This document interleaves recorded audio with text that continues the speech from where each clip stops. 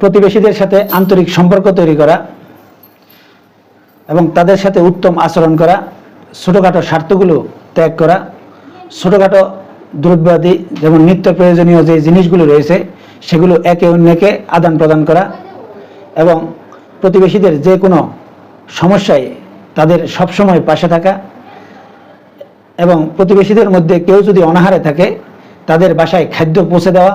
এবং প্রতিবেশীদের যে কোনো বিপদ আপদে আপনার সামর্থ্য অনুযায়ী তাদের পাশে থাকা, এগুলো প্রতিবেশীদের হক। প্রতিবেশীদের হকগুলো সঠিকভাবে জেনে এবং বুঝে আদায় করার চেষ্টা করবেন, কারণ আল্লাহ তাআলা প্রত্যেকটা মানুষকে